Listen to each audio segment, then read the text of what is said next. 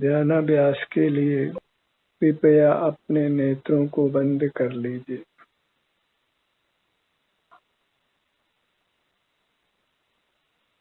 ज्ञान का अहंकार छोड़िए और अपना अनुभव करिए।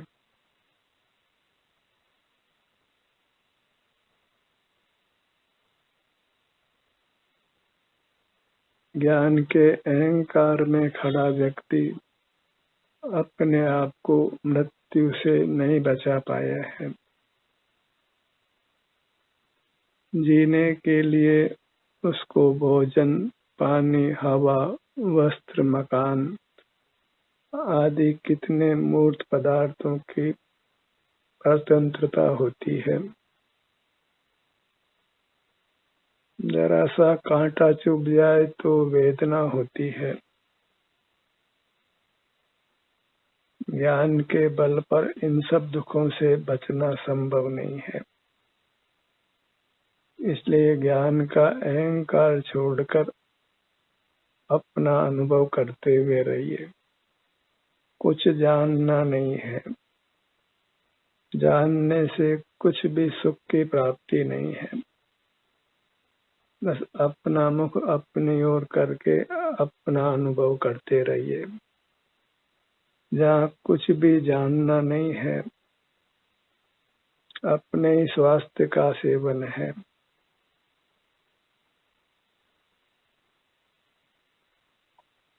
अनादि से जीव ज्ञान का बल धारण करता आया है।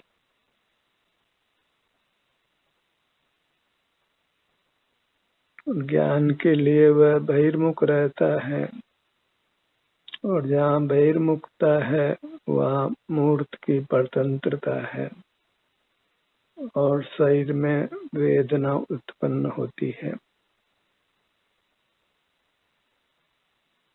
यदि मूर्त पदार्थों के अधीन जीना नहीं चाहते हैं, शरीर में कुछ भी वेदना नहीं चाहते हैं, तो इस मूर्त शरीर में अपने आभ्यंतर शरीर को पहचान कर उसका अनुभव करते हुए रहिए। कुछ भी विकल्प नहीं करना है, कुछ भी विचार नहीं करना है।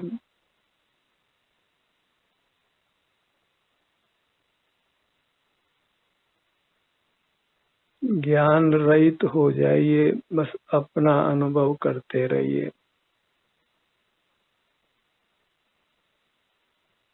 मोक्ष की कामना है तो ज्ञान रहित होना है, अपने संवेदन सहित होना है। ज्ञान इंद्रियादि के पराधीन है और संवेदन स्वाधीन है। ज्ञान की पराधीनता को जानकर ज्ञान का अवलंबन छोड़िए। सारा जगत ही शिक्षा पर वजन देता है और आपको कुछ भिन्न ही रास्ता देखना है, क्योंकि बहुत शिक्षा पाकर भी जीव दुखी देखे जाते हैं। जन्म मरण का दुखों का अभाव नहीं कर पाते हैं।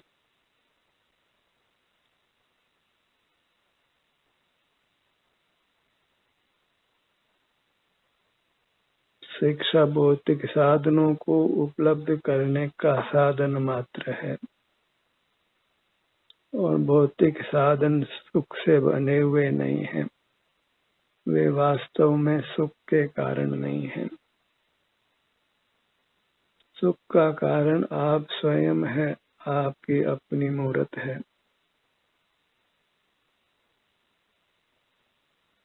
और जिस तक पहुंचने के लिए कुछ ज्ञान की आवश्यकता नहीं है। स्वमेव ही हमको अपने शरीर के स्वास्थ्य का अनुभव होता है। बस जानना बंद कर दीजिए। कुछ जानना नहीं है।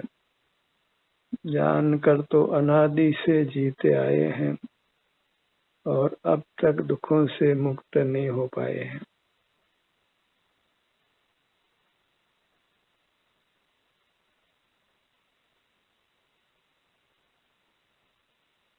अपना अनुभव करते हुए रहिए, जिसको किसी ज्ञान की आवश्यकता नहीं है। कुछ इंद्रियों को खुला रखने की आवश्यकता नहीं है, कुछ मन से विचार करने की आवश्यकता नहीं है। और हम मन इंद्रियों का उपयोग बंद कर देते हैं तो स्वतः ही हमको अपनी मूर्त के सुख का अनुभव होने लगता है।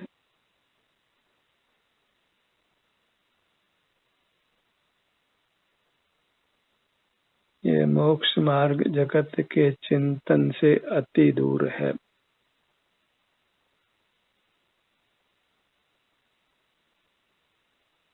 बुद्धिमान लोगों से भी अत्यंत दूर है,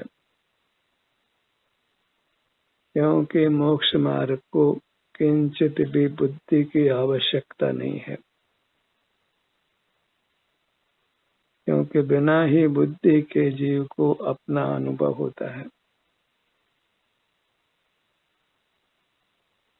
यदि इंद्रियां नहीं होती, मन नहीं होता, बुद्धि नहीं होती, तो जीव अत्यंत सुखी ही होता, क्योंकि मन इंद्रियों से, बुद्धि के प्रयोग से ही जीव मूर्त कर्म से बनता है।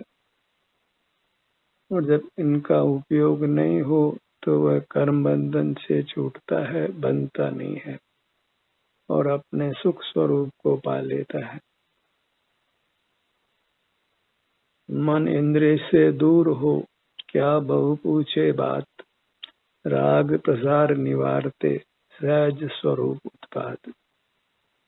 सुख का उत्पाद सहज ही है, बस मन इंद्रियों का उपयोग नहीं करना है, कुछ भी पूछना नहीं है, स्वतः ही आपको आपका अनुभव होने वाला है जब आप जानना बंद कर देते हैं।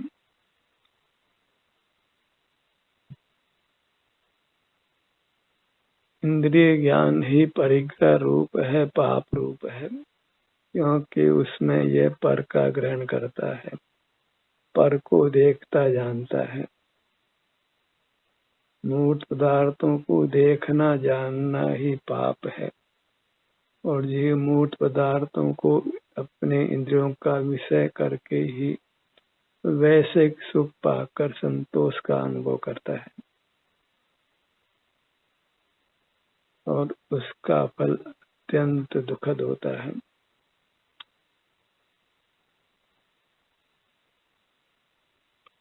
विषयों का सुख भी तभी मिलता है जब हम स्वस्थ होते हैं। सुख अपने स्वास्थ्य का है, पदार्थों का नहीं है, और स्वास्थ्य के लिए कुछ इंद्रिय ज्ञान की आवश्यकता नहीं है, इंद्रिय ज्ञान को बंद करने की आवश्यकता है।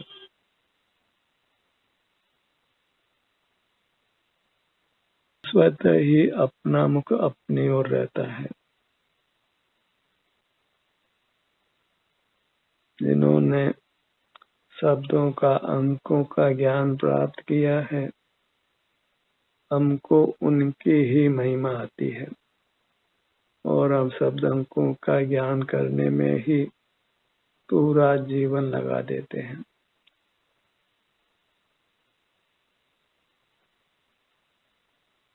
मार्ग कुछ और ही है, जिस मार्ग में कुछ शिक्षा दीक्षा नहीं है, बस अबाउट टर्न करना है, बाहर से ध्यान हटाकर भीतर लाना है।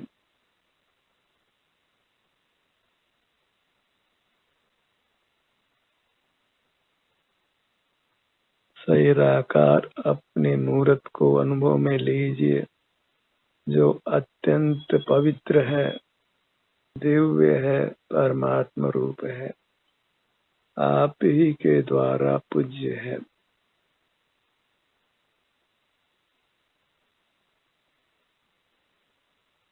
अपना अनुभव करते हुए रहना ही अपनी पूजा है, जिसमें किसी बाह्य सामग्री की आवश्यकता नहीं है, किसी मूर्त प्रतिमा की आवश्यकता नहीं है।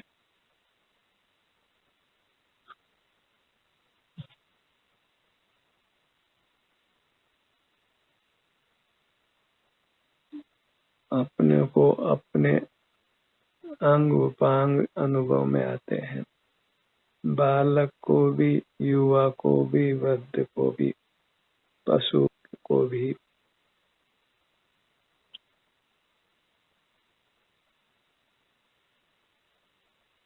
और अपनी स्थिति हमने इतनी कमजोर बना ली है कि जरा सा तिनका भी चुभे तो हमको पीड़ा होती है।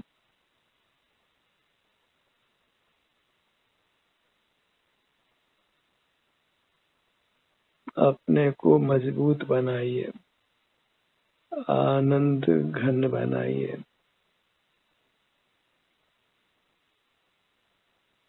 उसके लिए मर्यादा में रहिए, अपने ध्यान को अपने पर ही रखिए।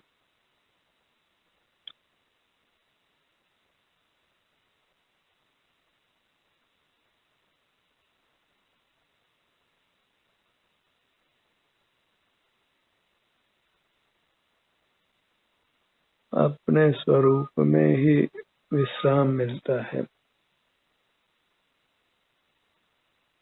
उत्तम स्वास्थ्य का भोग होता है। पर की ओर देखना नहीं है तो फिर उनसे तुलना करने की आवश्यकता भी नहीं रहती है।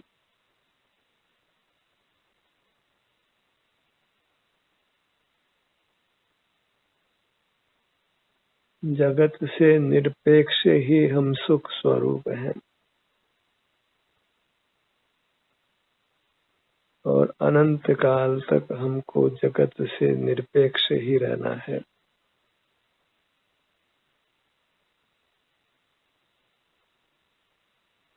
अपनी मूर्त ही सर्वांग सुख की बनी हुई है, इसलिए अपनी मूर्त से युक्त रहकर सुखी रहना है।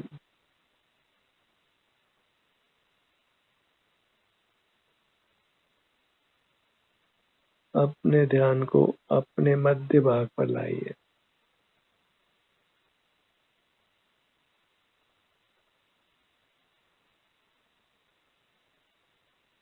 ये अच्छी तरह समझ लीजिए कि ध्यान ज्ञान नहीं है, क्योंकि ज्ञान का परोक्षपना है और ध्यान प्रत्यक्ष है।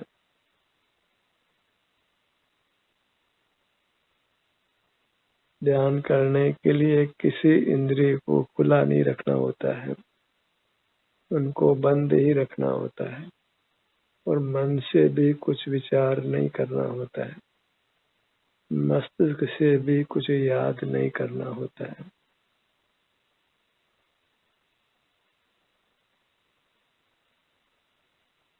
नेत्र बंद कर अपने शरीर का एहसास भर करना है। पेट के भाग में श्वसन क्रिया को अनुभव में लीजिए।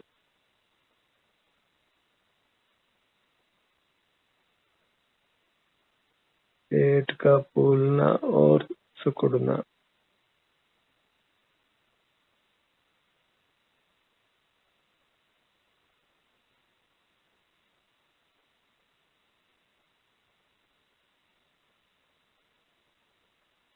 आप अपने जिस भी भाग पर अपने ध्यान को लाते हैं तो वह भाग क्रम से वेदना से मुक्त होता जाता है।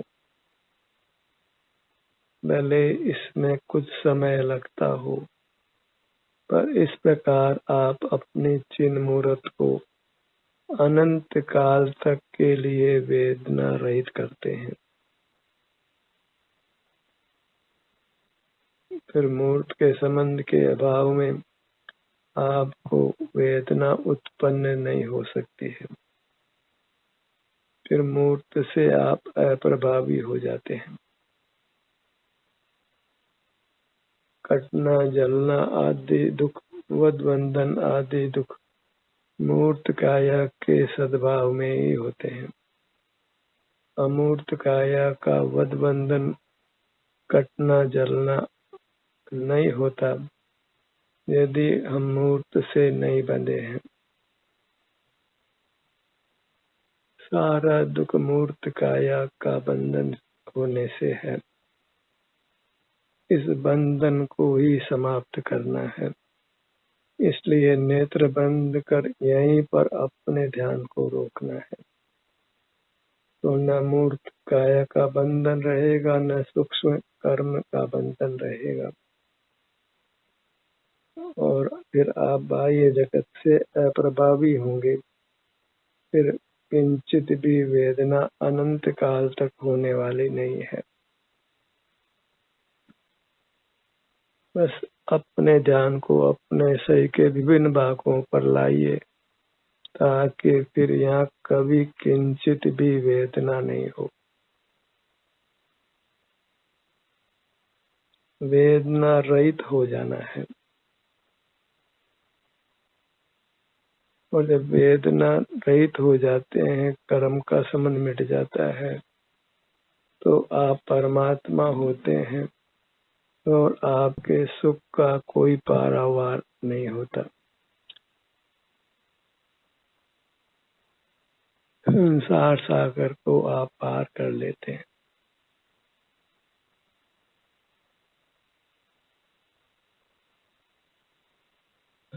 कुछ देखना जानना नहीं है, कुछ विचार करना नहीं है, कुछ याद करना नहीं है, बस अपने मूर्त के सन्मुख रहना है।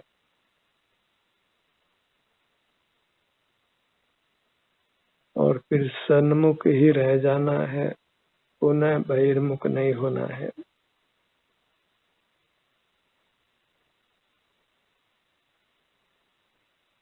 इस विधि से हम मूर्त के बंधन से सदा सदा के लिए मुक्त हो जाते हैं। फिर आपके शरीर का घात नहीं हो सकता है। कितने शस्त्र अस्त्र हों, वे आपका घात नहीं कर सकते हैं।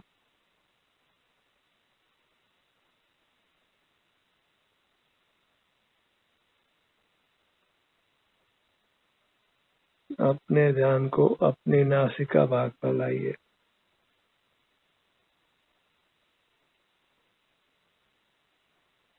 जब ध्यान का अभ्यास करते हैं तो श्वास अति मंद हो जाती है। वह इस बात का सूचक है कि आप राग आदि से मुक्त हुए हैं। जब बहिर्मुख होते हैं, राग द्वेष के परिणाम होते हैं, तभी श्वास दीर्घ नहीं होती, मंद नहीं होती, छोटी होती है और शीघ्र शीघ्र होती है। वह एक शुभ संकेत नहीं है।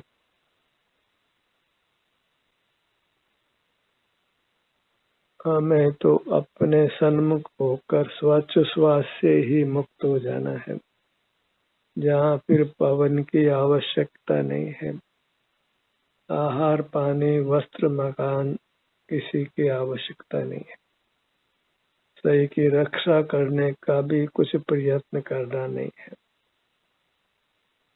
फिर अनंत काल भी शरीर का कुछ भी घात होना संभव नहीं है।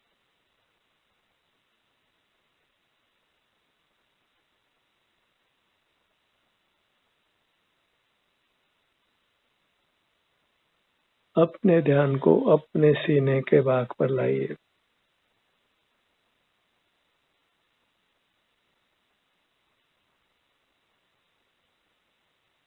शरीर में रोग होने पर भी आज का मनुष्य शरीर का एहसास करना नहीं चाहता।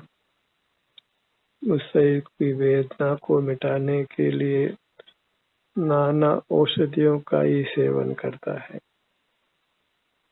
अपना सेवन नहीं करता। तो फिर दुखों का कभी अंत नहीं होता। कदाचित एक दुख मिटता है तो नाना दुख नए आ जाते हैं।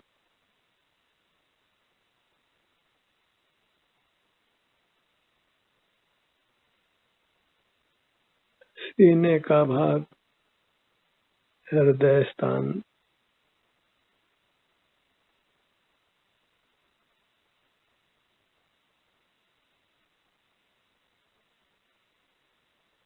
पीठ के भाग पर आइए,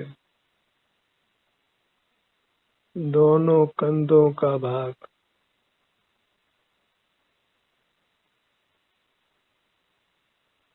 आप सदा रोग रहित रहें, आपकी काया सुखद रहे। तो अपने ध्यान को अपनी काया से युक्त रखने का सतत अभ्यास करिए।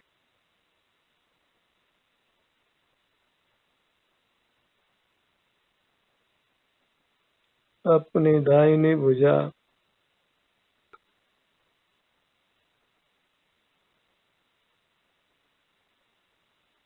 अपने को बस अपने अंग उपांगों तक ही लाना है, इसके आगे नहीं बढ़ना है।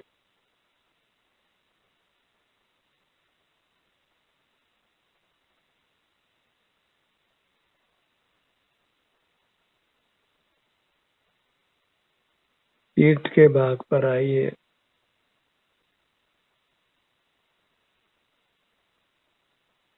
ध्यान के ध्येय का निर्णय होने के उपरांत फिर स्वानुभव में रहना सुगम हो जाता है।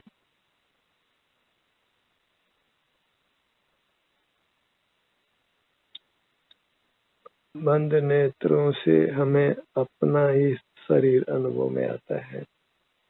ऐसा निर्धार होने पर फिर हम अपने शरीर से ही सदा युक्त रहने का प्रयत्न करते हैं।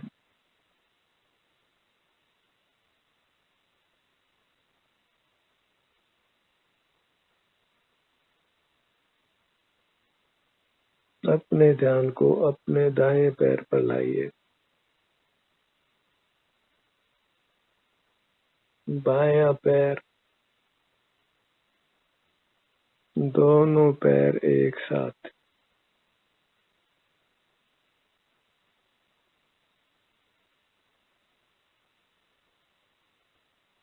बहिर्मुख रहना बेहोश रहना है। यहाँ अपना होश नहीं है तो वह बेहोश है।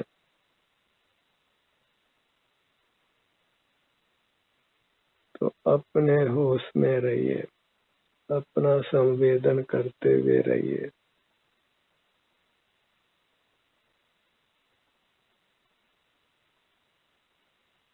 दोनों पैर, दोनों पगतलियां, पाद पृष्ठ,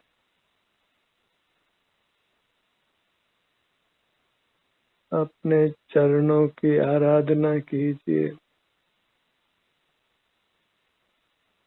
उसके लिए अपने चरणों पर ही बार बार अपने ध्यान को लाइए।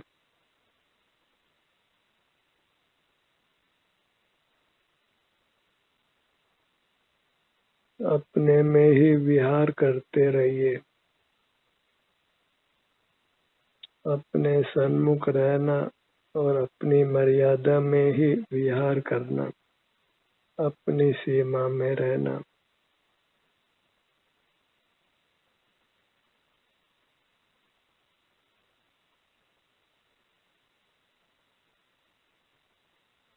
अपनी मूर्त को मन ही मन नमन करिए। मेरा मुझको नमन है।